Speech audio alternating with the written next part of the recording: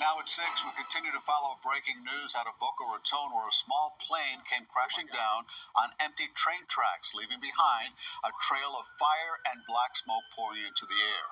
The NTSB is expected to give an update on the investigation at any moment now. We are standing by and we'll bring that to you live when it happens. Tonight, we're learning that 3 people are dead. A 4th is hospitalized right now. Good evening. I'm Elliot Rodriguez. And I'm Lauren Pastrana. Thank you for joining us. We have live team coverage tonight. CBS News Miami's Joan Murray is standing by with how the deadly wreckage is impacting road and rail travel in the area. But first, let's get right over to Ted Scouten with what investigators are revealing about the moments before and after the crash. Ted? Yeah, well, what they're going to be looking for is was there any mechanical issues going on with the aircraft. They're also going to learn more about the pilot. They're going to be kind of digging in and diving into the pilot and the pilot's history. They'll be looking at a lot of things, including cell phone video, which there's a lot of cell phone video out there tonight. We got our hands on some of that video, and we're about to show it to you. We want to warn you, though, it's a bit intense. It's difficult to watch knowing what's coming next as this plane goes down. Oh my God. Oh my God. It crashed and exploded while trying to make it back to the airport in Boca Raton. Holy Oh my God. Cell phone video capturing the seconds after a Cessna 310 crashed on the Tri-Rail tracks at Glades Road. The 3 people on board did not survive. The crash so intense, debris flew all over. Part of the propeller there. Wow. Look at that. This guy declared an emergency. Jared Scarpato is a student pilot. When he heard the call on the radio, he began watching the plane. I say out loud that, he's way too low. And it's incredibly unfortunate. And so he was turning his final leg, which final is right near the airport. That's when the twin-engine plane went down, exploding, torching a car as well. So he was coming in trying to land again, and he was just too low. Couldn't make it. Absolutely devastating. The flight was heading to Tallahassee. Flight Radar 24 shows it never left the airport area. It just flew in circles. Where it went down and how it went down indicates a complete loss of control of the aircraft. Willard Shepard is an aviation attorney and former Air Force combat pilot.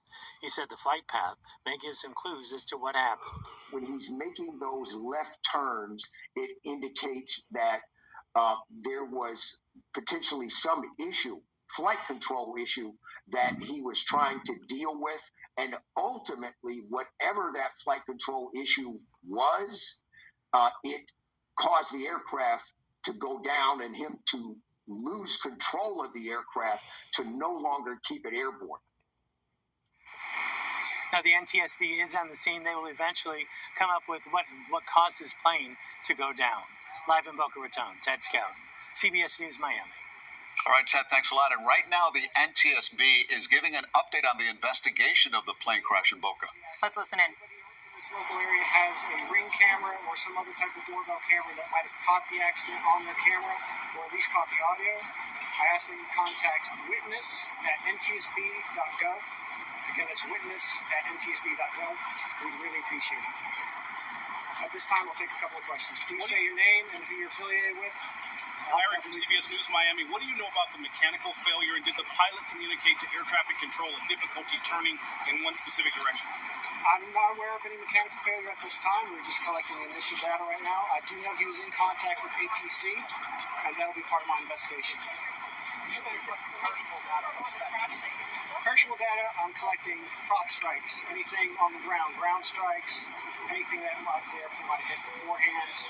Witnesses, after a time, they'll start losing the memory or whatnot, and you lose track of them, that type of thing. We were told by a flight student who was at the airport that the pilot may have been having a rudder problem. Could that explain why the plane crashed? I'm not going to speculate at this time. I'm only going to provide factual information. I know he was in contact with ATC. I know we've been interviewing witnesses, and that'll all be part of the investigation. How long was the plane in the air after it took off before it tried to make it back to the airport and crash? According to the ATC data that we have, That's the NTSB right now giving an update on that plane crash in Boca Raton.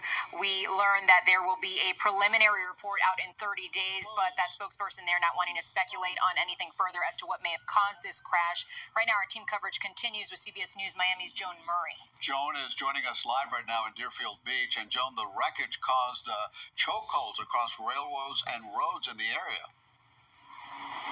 Yeah, literally, Elliot, thousands of commuters and travelers were affected. Now, behind me, you see these buses here at the Tri-Rail station in Deerfield Beach. These buses have been going in and out all day, taking people from this station north to Boca and bringing people Boca north here to Deerfield Beach to get around the accident site. And we are told this could go on for days. Madison Brown was set to take Amtrak to Tampa, but then got word of cancellation because of that small plane crash on the tracks in Boca. Now she's taking a $250 Uber ride across Florida. You know, this is what traveling is. You got to be ready to, I guess, deal with different stuff. But what are the chances a plane would come down on a track that would prevent your Amtrak train from going? It's crazy, the chances. I am praying for all the families involved. It's so unfortunate.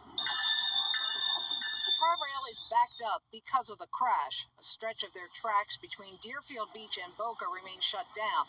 Passengers are being bused to pick up trains. Mariana de la Vega hopes to get to Miami with her sister, who's flying to Ecuador. This is unexpected. We are very worried about it because accidents with airplanes are happening too frequently lately. So it's something that is concerning everybody, I guess. In Boca, Military Trail under Glades Road remains shut. Traffic is being diverted and roads are blocked. I don't know what it was. It was big. It wasn't big. Not so big fireball. Shane Hart was on Military Trail going to pick up his mother when the unthinkable happened. It's really shocking. Like, you never expected something like this to happen, to be honest. So when I did see it, I kind of didn't think it was real. You know, I couldn't believe it. That's still sinking in for everybody who saw that awful crash. Now, that area around the crash, Military Trail, is still shut, and it's going to remain shut overnight. Meanwhile, I talked to Tri-Rail, and they told me they do not know how long that investigation on that portion of their tracks is going to be going on and how long it's going to take to fix everything to restore traffic along the route. So prepare for delays for the next couple of days.